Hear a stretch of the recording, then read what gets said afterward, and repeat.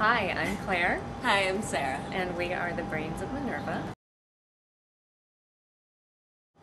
We got a really great question.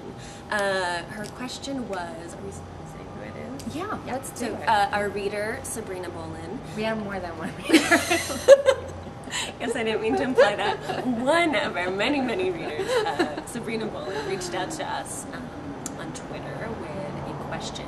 And her question was, do we have any thoughts beyond someone's gut feeling about what makes them either say yes to a role or an agent? And we both had some thoughts about that. So I think my answer about this role is really taking the time to figure out what kind of work do you want to do this year? What is it that you're focusing on? Are you dying to be in independent films? Is that what makes you excited, makes your heart beat fast? And if that's the case, you're going to be putting your energy and making a priority independent films. Do you just want to book a commercial, which is totally legitimate too. You know that money is a monkey on your back, and if you got to a place where you're booking commercials regularly, that would be something that would change your life. So I think the first thing would be about genre, and then just really is it, to me, the three things I always think about, is it a role that I'm dying to play? Is it a team of people, specifically a director, but the rest of the team as well, that I'm dying to work with? And do I love the totality of the project? Because I don't have time to say yes to everything anymore at all. And certainly if those three criteria are met, and I would say definitely even if one of those criteria is met really, really strongly, that's something that is probably something I'm going to make time for and make a priority and say yes to. Yeah, I think that, and I'll address Sabrina's aspect of the question that's about what criteria do you use to know if you want to pass on a meeting with an agent? Yeah, you don't have time to do a waiver film for 4 weeks, if you want to be hustling those commercial auditions. But at the same time, I think a lot of us fall into this trap of saying, well, it's only a meeting. I've got 2 hours on Friday afternoon. And do you?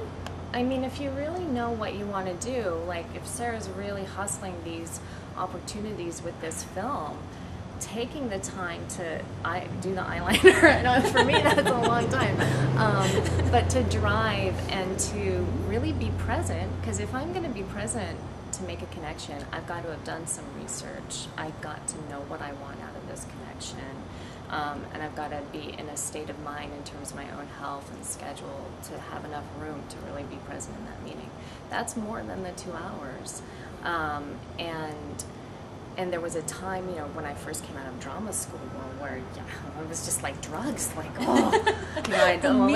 someone referred to me as having blood in my mouth. It was like, I'm gonna get that. Whoa, I was like comparing this one has a granite elevator, and this one, has a fluorescently lit elevator. No, right. Not really, but that was part of the growth opportunity for me at that time, was just learning about all these different situations. And at this point, I need to know that a meeting is going to offer me a horizontal move in my team and not just a lateral move. So, for instance, I have commercial representation now where I'm represented by people who I think like their job and are good at it. And that doesn't happen every day in this business. So they fulfill two very big criteria for me. And if I were offered an opportunity to have another meeting for commercial representation, I would, at present, not take it, because I know that those criteria are imperative for me, and they're being met in my situation. And I need to put all my resources of time and energy into nurturing that relationship.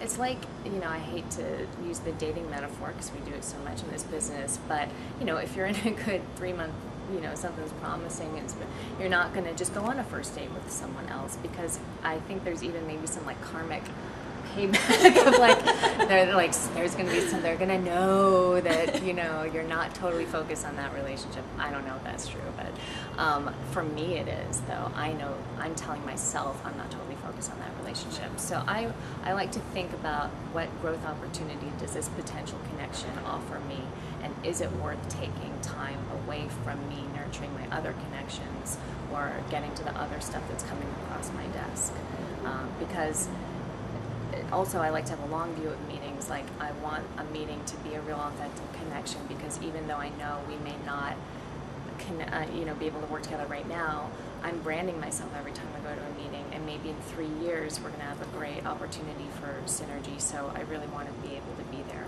when I get that meeting. We will be back with more of these, and feel free to send in questions, because we're going to start doing this more regularly. So you can always send questions to the info@brainswithminerva.com, email, or send us a direct message on Twitter, or an open message on Twitter, whatever you like. We do get these things, and we'd be thrilled to answer them. Okay, until next time. Bye-bye.